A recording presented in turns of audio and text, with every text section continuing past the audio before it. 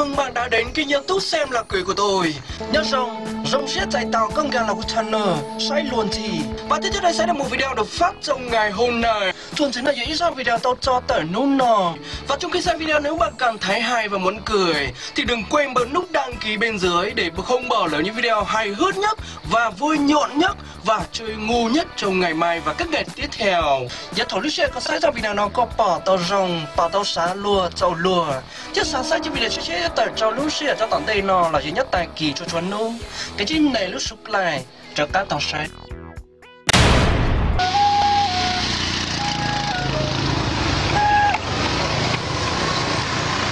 Đấy đó, nô nó bên là cắt xí thằng nào thua phải cho lấy cho nó phải lấy cho nên thì suốt thế này thì phương tới nó thì nè khó quá ít dầu đấy. Đấy thằng nào thua thì thằng nào nặng đấy, xong rồi thằng truy đi vào thằng đặt đi vào mù phát. Đây là chuẩn bị nhá, diễn thì là hai thằng này.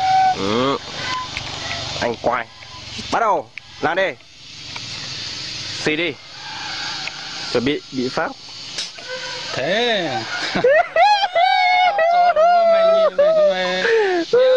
Nào đi.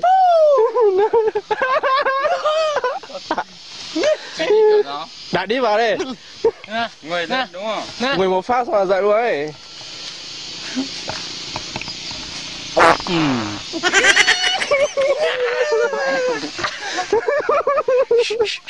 Nè, vẫn tiếp tục. Ông bây giờ mà có thằng này thua rồi anh bị phát nữa. Từ không xin lại thằng thua thằng này mày. Nào lên này đúng má thằng này giở trò gì. Vừa lại bỏ tàu đấy, nó có bỏ đi sao? Bỏ tàu đấy. Bỏ tu啥đấy?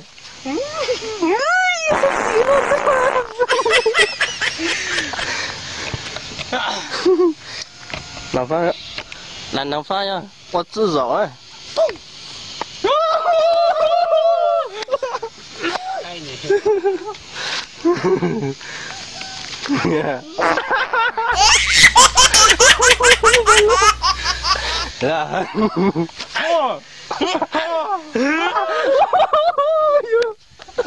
Hai thằng này làm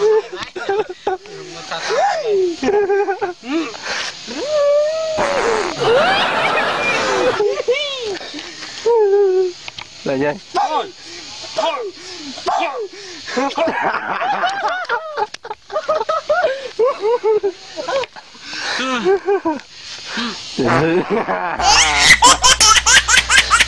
xong rồi nó pha hai pha nữa.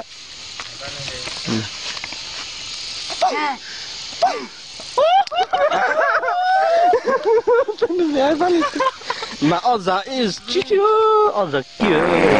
Ôi giời.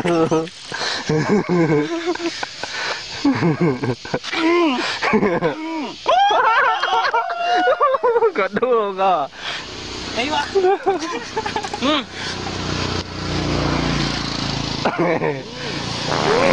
Lo thò còn lo thò thôi là what à?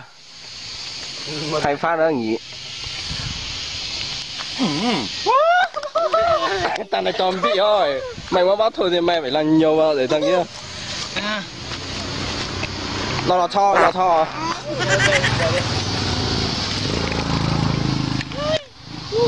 Em ơi chặt tê.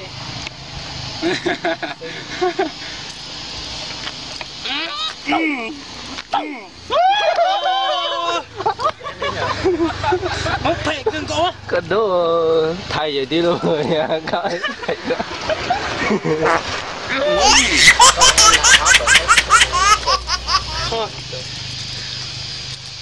Chưa không?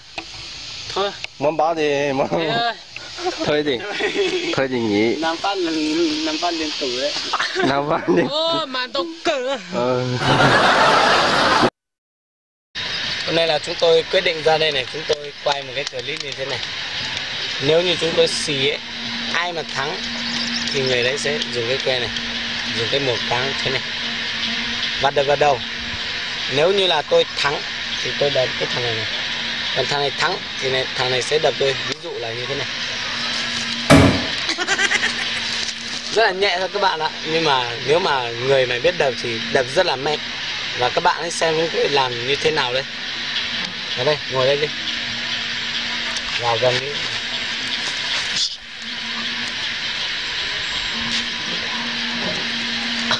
Nào.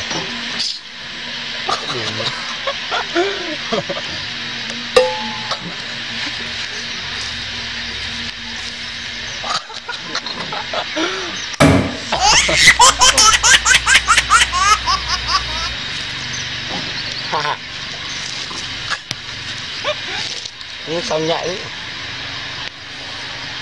Ôi mày giỏi á. Sao nó đập tôi đâu thế? Ôi giời.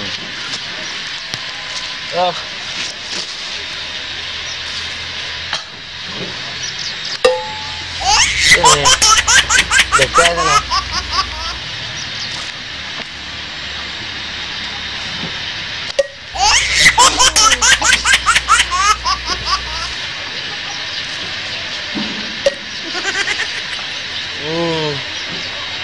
Sao mày đánh được đâu hết hả? Nhanh. Mày chết.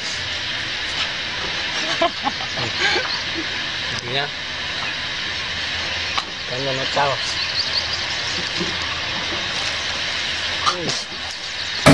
Ôi rồi, cái này chứ phải như thế này chứ.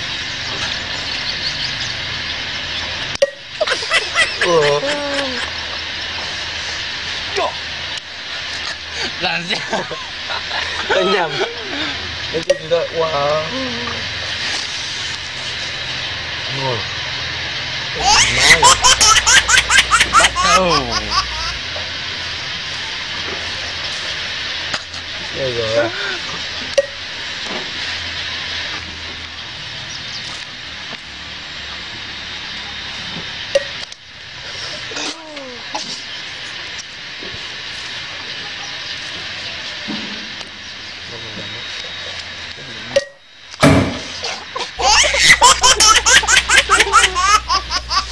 Cái ông này mày chơi ăn thôi chứ thằng này.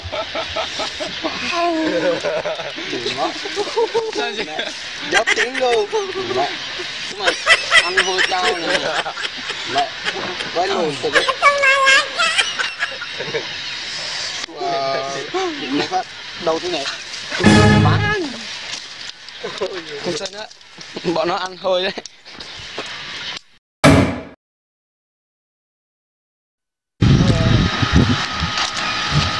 Cửa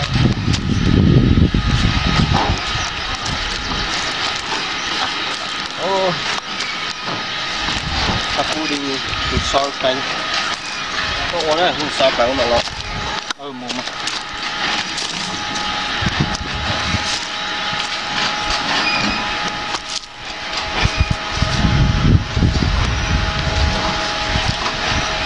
Ô chào, giờ nó một tám là to này.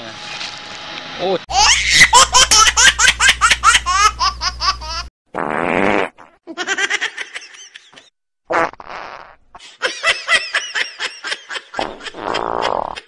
Cho con giá sao? Bỏ nó.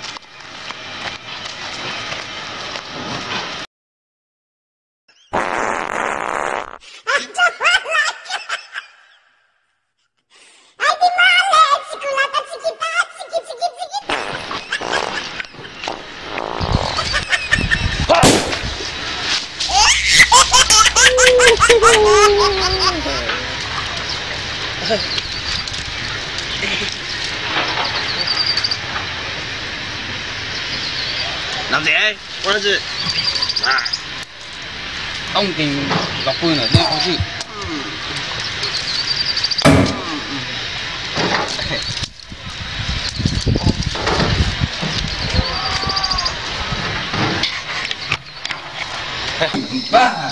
Ui rồi, hôm nay vô tình gặp bọn thanh niên này thì hút thuốc lá, hút thuốc lào.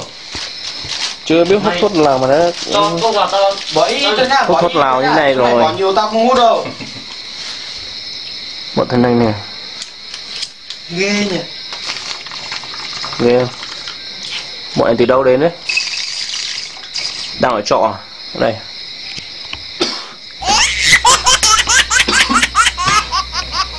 Ui rồi, không biết hút thì chúng mày đừng có chơi nữa, chơi kiểu này. Rồi tiếp tục. Rồi. 1, 2, 3. Ôi mày đã bị rồi. Đèn thế. Chúng mày sao lại chúng mày bỏ giống nhau đấy nhở? Ôi giời, tùy số thôi.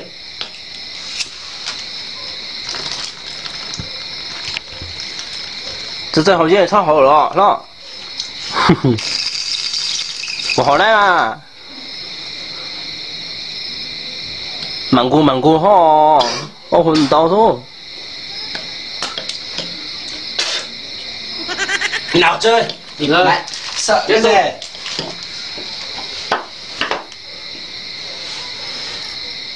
Ôi mày lại bị rồi. Chúng mày bỏ giống nhau đấy nhở? May mắn thôi anh ơi. Chết tao rồi thế này ạ. Mày đem rồi, bị phát này mày nghỉ đi.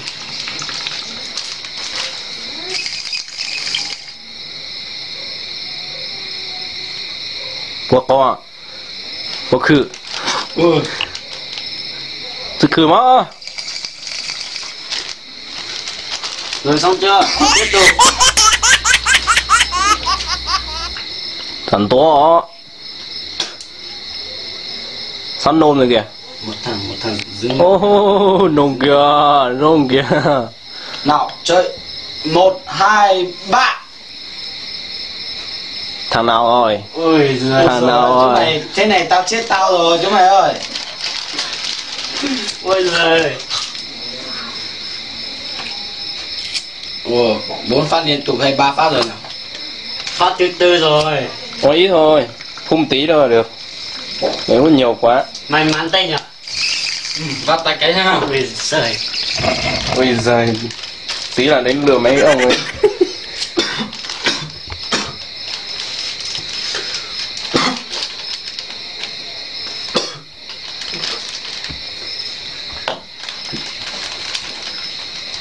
Mẹ phát này tao thua đấy, tao đéo chơi đâu. Ôi Cứ chơi đấy. Bọn này ở đâu ra đấy? Từ đâu ra đấy? Ôi giời. Chúng mày anh. đã hiểu chúng mày tại sao nhá. Thế này chết tao rồi còn gì nữa. Anh thua rồi phải chịu chứ. Hay là chúng mày có tai nghe, chúng mày mỗi một thằng nghe rồi một thằng nói rồi chúng mày bỏ như nhau đấy. Bọn này không có gì làm, có chơi mấy trò vớ vẩn. Hai thằng kia không dám cứ đứng đây ngồi xem.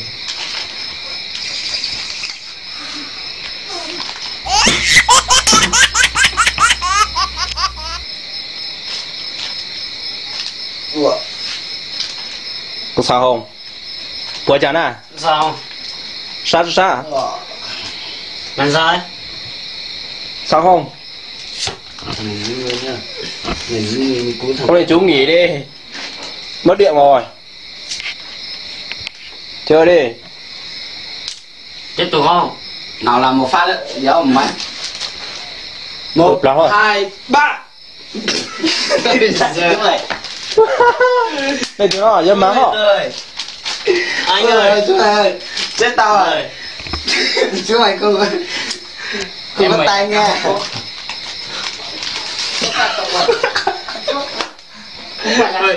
Hầu đó. Phê rồi.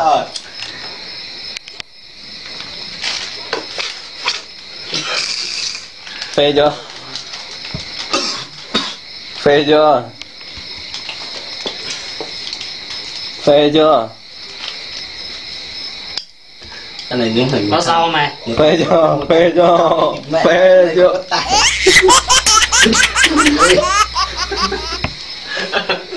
Ơi, mày hút nhiều quá. Mày Hai chúng mày đéo biết chúng mày lần nào cũng như thế, chúng mày bỏ như nhau thế kia thì tao phải chết à? rồi chơi trước không?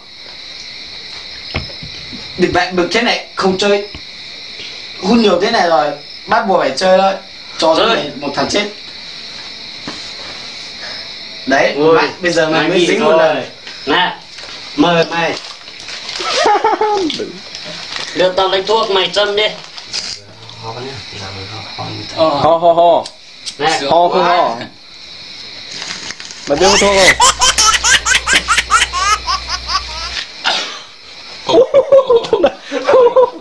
này. Mày biết cái khổ của hút thuốc chưa? Tao dính mấy lần liên tục ấy. Thổi ra, hút vào đi. Hút từ từ thôi, một tí nữa mày chết người đấy. Ui thằng này. Nó hó thôi mà, tưởng nó hó tội nhở. Xong chưa? Ôi, ông làm không? Được. Mày chưa bị đâu, mày sẽ dính một con nữa. Ok. 1, 2, 3.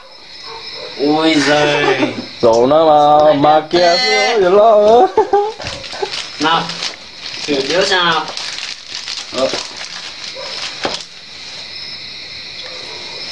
Nói kia thôi. Thằng này sai rồi, sai thuốc rồi. Ủa, bọn này là ăn kiểu gì đây? Bọn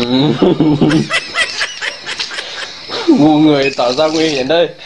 Bọn đấy là Ui giời. đây mà tôi không nữa. Nên tôi lo đây tại kia một số. Nói là trái những tôi kia. Chơi không?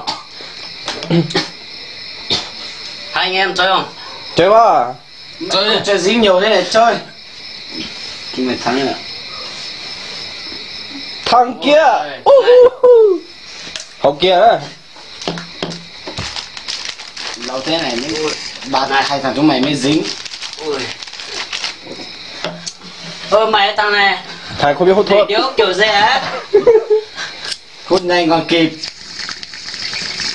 Hút từ từ thôi, mày hút mạnh quá. Một tí mày ngã ở đâu không biết đâu.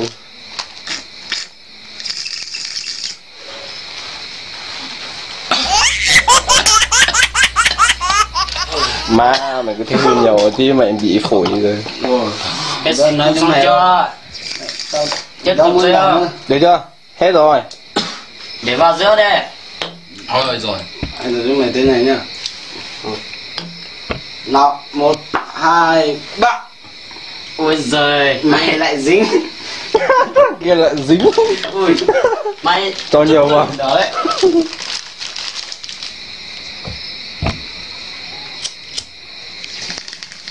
dính mạnh vào nhá.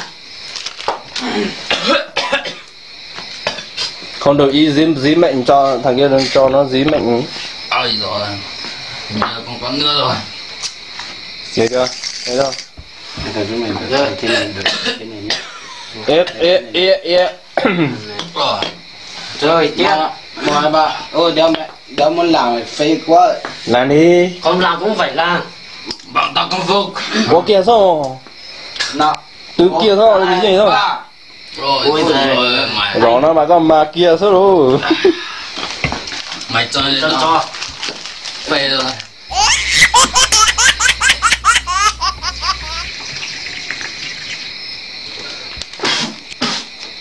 Mẹ thằng cái này hút thuốc mày.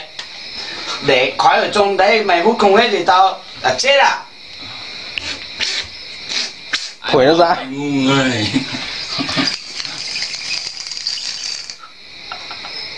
Mày má thế nhờ anh em mình à. Hút thuốc thì nó kinh thế. Mày hơn tao nhiều. Thằng này. Thằng này ra Mày số đen rồi. Vẫn như cú nha. Nào tiếp tục nào. Mày hút như tao, như chúng mày nói chuyện gì. Tiếp tục nhá. 1, 2, 3. Ôi Ôi giời. giời. Tụi nó gì con mà kia sao? Chân tiếp điếu xem nào. Chân tôi cháy hết. Ý mình thì tên luôn luôn đang nhìn khẩu nha chả. Đảm bảo là đừng nói nhiều.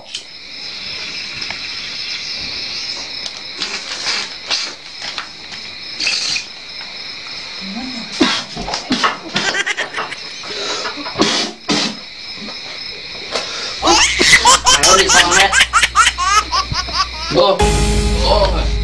Ôi. Này mày hút nhiều quá rồi. Ra máu à? Mày hút Sao ra nào? nó à? Ô, Sao nào người má sao nào? nhớ chưa? Nó bị sao ấy?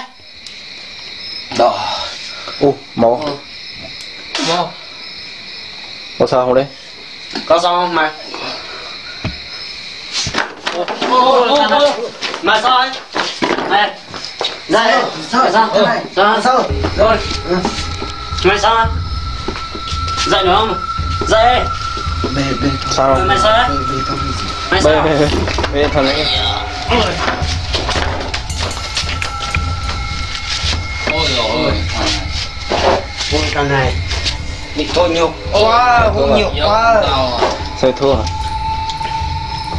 Ta bảo không biết hút thuốc thì đừng mà hút. Bây giờ hút nhiều đây chúng mày làm thế nào bây giờ? Tổ nào cổ chứ này nêu chắn à? Bánh gọi các kiểu đi. Gọi cái kiểu. Hút thế. Gọi cấp cứu sao? Chứ một hôm món á. Không hôm món ra. Tôi bố chân.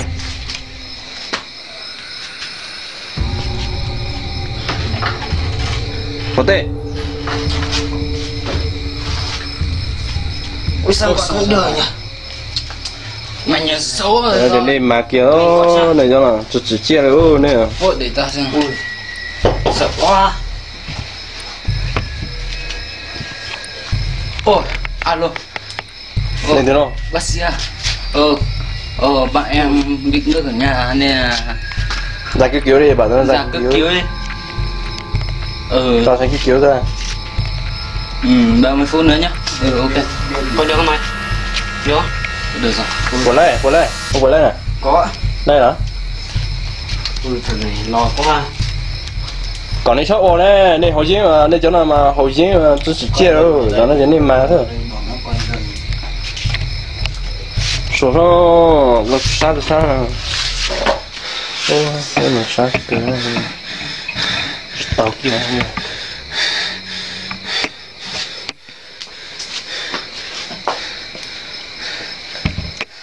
Tụi nó mà cho tụi sát hồi chiến tụi nó nữa. Tụi tôi nào mà chỉ chia kiểu nữa, hồi chiến nào mà sát gần gỗ rồi này. Cái chỗ không cho tụi sát hồi chiến sự thằng tụi nó nữa. Hồi chiến mà chỉ hỏi gì kia đó. Không đổi gì mà đi non ta thế này nè.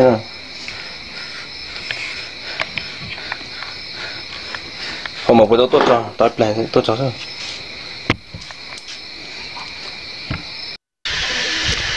Từ nó đây, như chính này đó là ni nhiều bao nhiêu thằng con trâu này. Nè, ta nhận tiền con ta cho thằng trâu này. Đây là một người con trai nhưng mà nó thích làm phụ nữ thì Có người ra đấy. nó đang nhắn tin với con trai, nó đi tắm trai thì bây giờ nó chạy xuống kia bắt wifi kìa. Thằng này giống như BD mua cả tóc giả về đây này.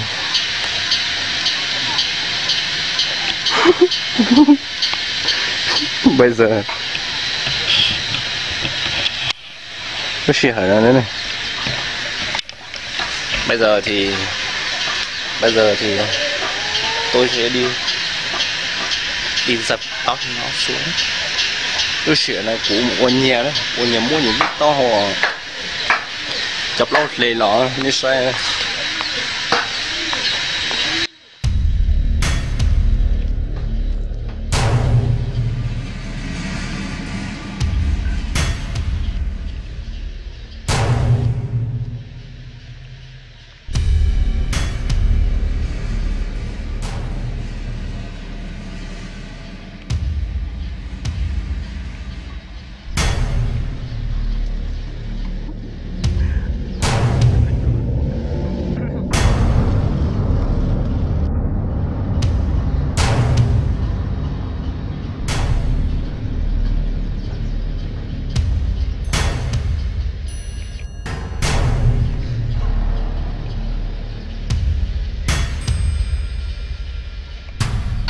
Bây giờ nhá, nó muốn chập lâu chú này nè, cái pin nó to không đây.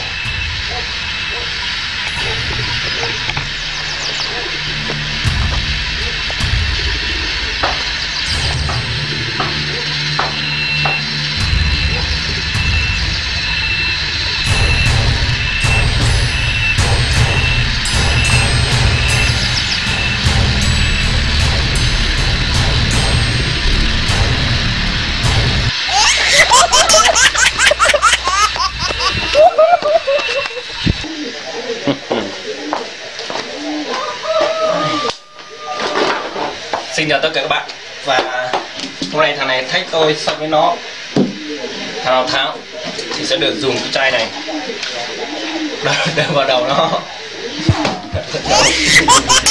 đập vào đầu nó một phát mà thằng nào thua sẽ bị đập. Và bắt đầu chuẩn bị chơi bài.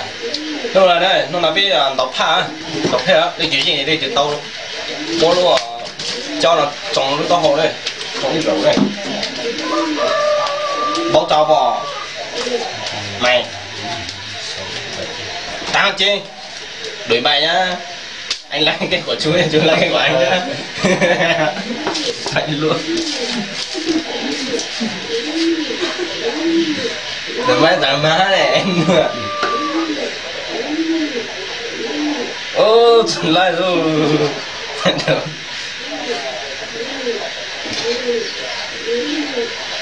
Mình bảo tao sang ai biết nè. Mình bảo tao là Hả? bạn bia Không, bạn bia nè. Một là mới gọi là số chứ thách là thách chứ không phải nói chơi đâu. Một Ôm bông con khác cọc phủ vào nó sai rồi. ok. 1, 2, 3, 4 năng đấy. Tôi vẫn được đi. Cũng bó hò đó. Em bốc cơ mà. Bó cũng bó thì con nào to con nào cái đấy để đi. Bây giờ bốc đi thế à? Con nào to con đấy để đi. Đấy Cái nào 1, 2, 3, 4. nếu con nào to con nào được thả 8, 9 để đi. dê đấy, bảo là con nào to con nào được thả mà. Đi đi đi. Đợi ba Không có. Đi tiếp. rồi tám Đi tiếp. rồi 10. Ôi cầm mặt cho to. Không bị đâu, con này nhỏ thôi.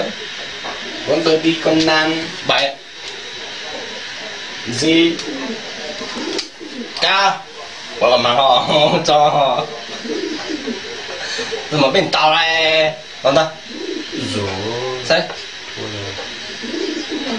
đấy nóng họ nóng rồi bao giờ không tàu thì tôi bài nhỏ đấy con này xuân tàu ông thua rồi 123 đây tao 123 chết chưa thôi còn 10 không được cháy nói được là phải làm được nói được là phải làm được biết thế rồi đéo đuổi bài. tôi đã chia 3 con 2 cho ông rồi tôi cố tình làm như thế là thế nào là gì vô tình thôi. 1, 2, 3, 4, 5, 6, 7, 8, 9, 10, 11, 12, 13, 14, 15, 16, 17, 18, 19, 20. Nó tên nào nó là từ hả Cái xem đi. tôi là tôi hãy như đi Nó số 7 này. với dây quay Ca cổ tôi ha mà đôi 8 này. Đó. 4 à? đôi búa Thế thì nói chứ đi. cái mà lo hổ đó.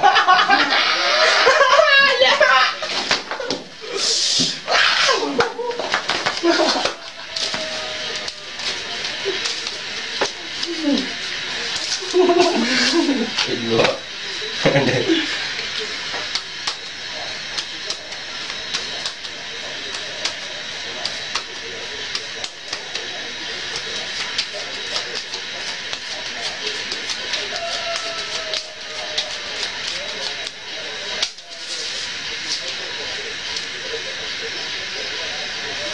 Thấy mày thắng nổi to thì thế này. Thấy chưa? đuôi Rồi rồi.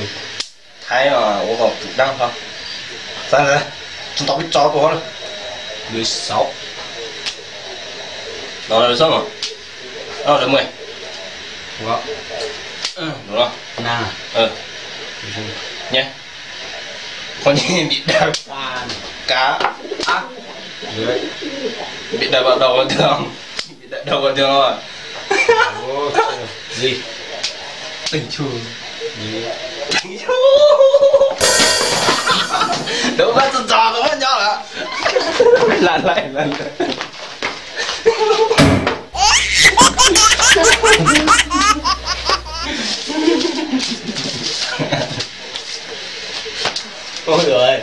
này mạnh bay kia nhưng mà trúng đi. Bị to tay thôi mà. Thì ông tuột tay ấy, nếu mà bắt đến trúng thì tôi. Sao rồi? Ông bố sao bị đánh rồi, không đừng có cười nữa. Phân bị đánh rồi đấy.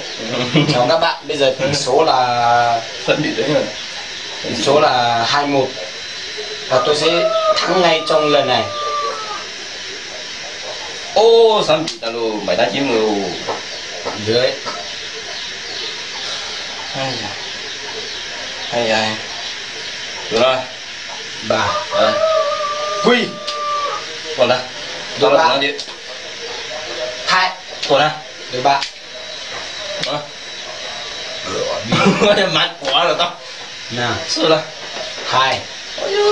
Ông đã thua bởi vì tôi chỉ có đôi thế này thì Rồi là giấu nà.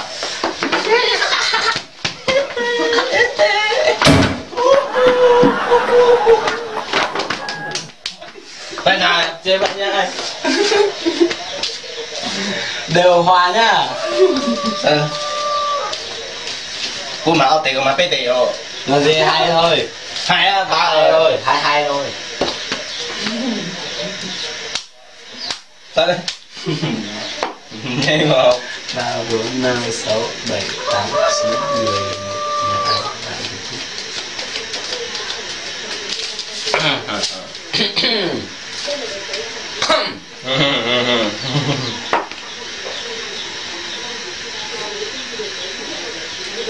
Rồi. Rồi. Ôi trời, đừng mà. Tại em. Nếu mà sân thì bị 2 phát nhá. Sao thì vẫn bị một phát thôi. Rồi thế Sao 2 phát. Sao 2 phát. Một phát bên kia, một phát bên lại. Sao đi. Sân Sao lại đổ ma. Sao. Em trả mà hạ. Hồi đó tìm ván lại chơi. Sao lại đánh như là gì? ván lại chơi tí. Còn nó just do hạ mà đánh đồ. Ván này quay ra bị một phát. Ván này quay một phát ông đang thua. Một phát. Ván này thảo thì nó bị 2 phát. Chứ quấy gì bị. Chứ quấy mới bị một phát đấy chứ. Rồi.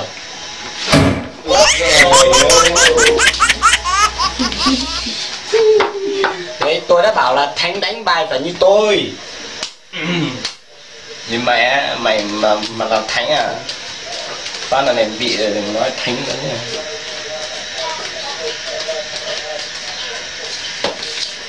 Phát này đã bị một phát một chuyện.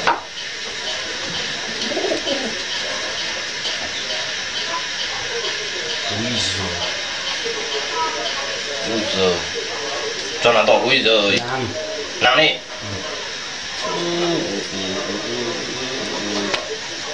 Ôi. K. 2. 3. Đây. 7. 7. K. H. Rồi. 9. Rồi. Ủa nhìn rõ đồ Ui à. 2. Đôi 4 báo. Đồ vũ à. Hay là ông nói bị Đồ nam. đấy. Ui. Đấy. Mẹ ông bị thua rồi.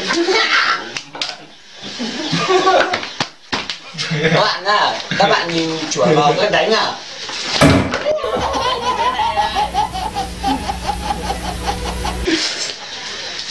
Đánh vào này nghỉ nhá. Bố má vào này nghỉ đạo để đánh.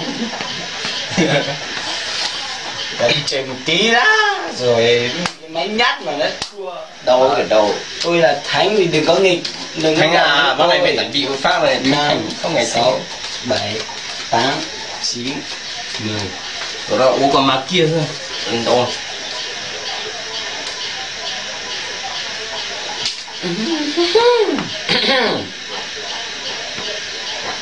Thả nhanh lên. Số 7, 8, 9. Còn đây. Cháu cũng bị 2 phát nhá, đôi 3. Lên 3. Lên 3 bả. Đấy nè. Đôi gì? Nhanh. 2. Hết. Đánh bài là phải khôn như tao chứ. Mày là khôn á. Nhưng mà Mày là may rồi. Mày là may rồi. Có Đánh chơi đó đéo chơi đó. mẹ đánh có mấy ván mà đã sợ. Thế thì đánh một nhát đâu đó, bởi vì nhát kia là chơi Nhá gì mà nhá. Mày có phải bóng đi, bóng vào đây đánh đi, bóng một phát. bóc một phát nhá. Để đây, đừng cái này. Con to, con áp to nhất nhá. Con nào to, con nào để đấy. Áp là to nhất. Áp GQK là to nhất đấy. Ôi, nhanh. Ông không được bóng thì. Ráng ôi giỏi ơi, trên anh rồi. Ôi giời. Nó bị tổn rồi. Tết đập vào máy quay mà. Lấy ảnh nhặt về đây, làm một phát nữa. Ôi đủ hết rồi đây. Đủ mất. Làm lại nữa. Không làm nữa. Không làm nữa. Làm thôi, bạn nhát thì đã bảo là nhát đừng có chơi. Đêm ơi. Đi. Đêm ơi. Dậy đi. Dậy đi. Dậy đi. Nghe thấy không? Xin chào các bạn. Cái thằng này hôm qua đi sinh nhà bạn nhá. Uống rượu say quá. Bây giờ 8 giờ sáng mới chưa dậy. Sau đây tôi sẽ thực hiện một trò chôm và sẽ đi tìm cứt trâu về nhá. Sau đó chôm gì thì các bạn sẽ biết. Cái sai to này, ta để nhìn bỏ tiền rất nữa. Rồi mà nhìn hỗ trợ. Mà giờ không gì hỗ trợ này,当然只知道谁咯。哎。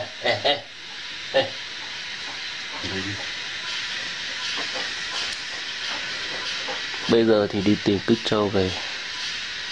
Thằng này ngủ say như lợn.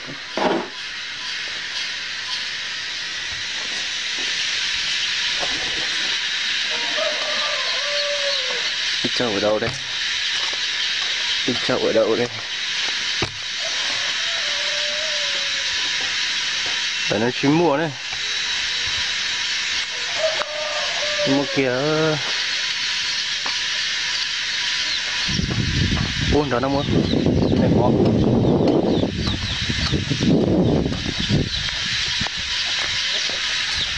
Đấy cái này. Này là múc.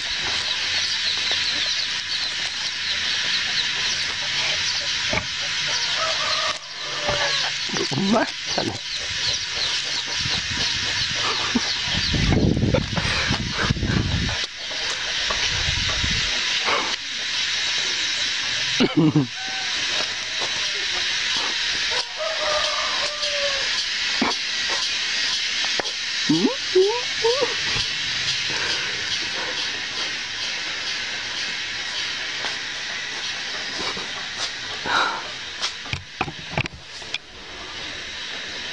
Hôi thế, gì mà hôi thế? Hôi vãi luôn cái này. Được rồi.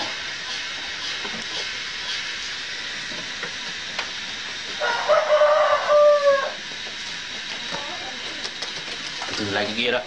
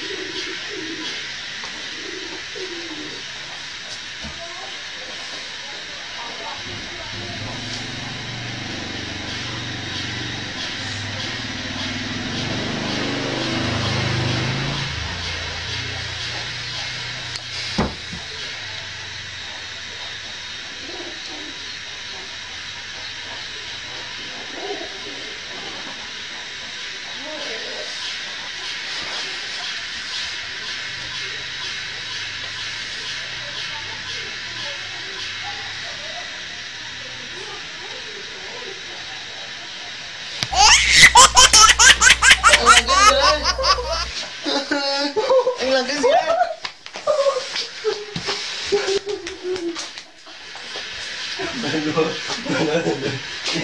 Đừng để dễ gì hả?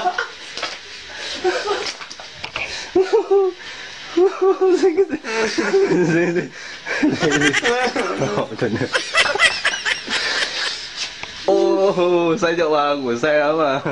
Cái gì đấy? Cái gì đấy?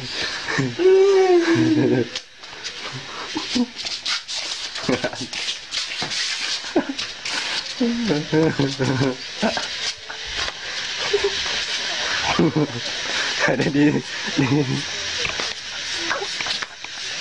tỉnh rượu luôn, tỉnh rượu luôn.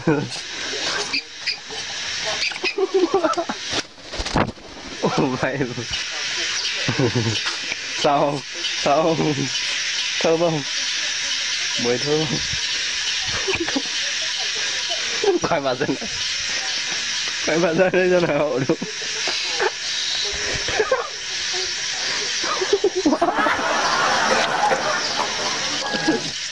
Vậy luôn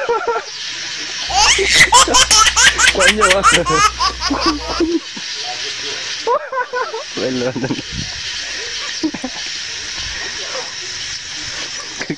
nó bị dính vào đầu. Sao không Katsukana Katsukana. Ôi cả con dễ nữa tao chờ giờ.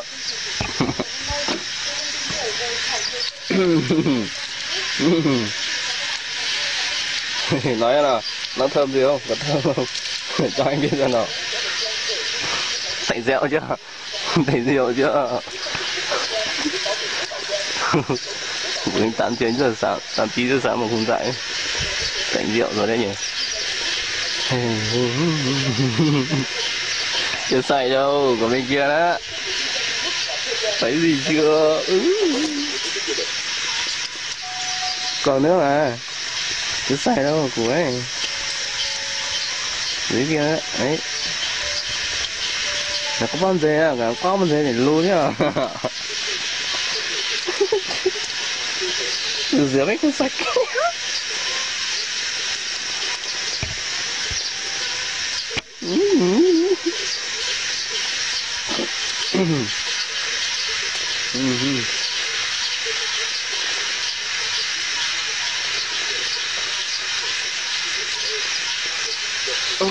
Được rồi.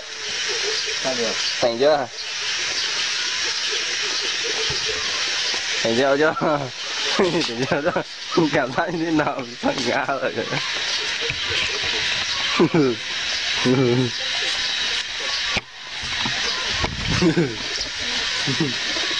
Có ma đây.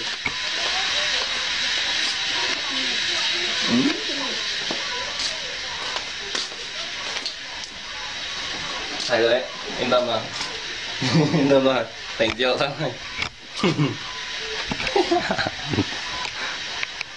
Thầy biết cảm giác như thế nào? Thơm không? Một chút cá à, có nhiều một chút cá à. Một chút cá à. Một chút cá à. Nói chứ ơi, khó có tỉnh rượu đâu mà.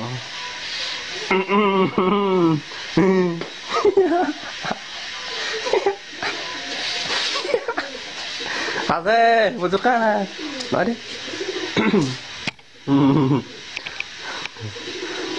Thành chưa? Muốn ngủ chưa? Đi ngủ đi. Đi ngủ thế đi bị trốn tiếp. Rồi chưa?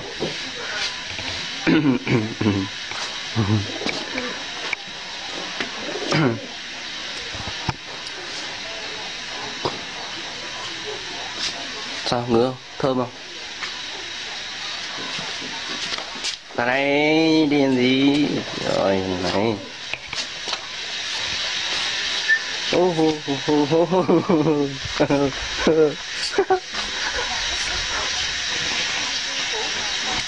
Thằng kia bực quá rồi. Anh này bực quá rồi, đi tôn bực quá. Coi đi. Đi chân rõ đi.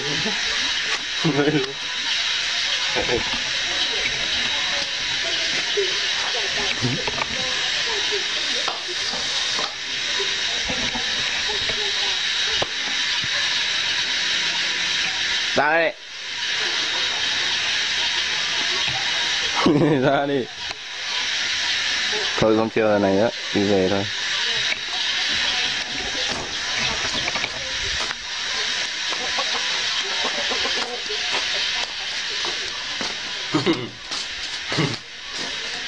Trò chơi đến này kết thúc.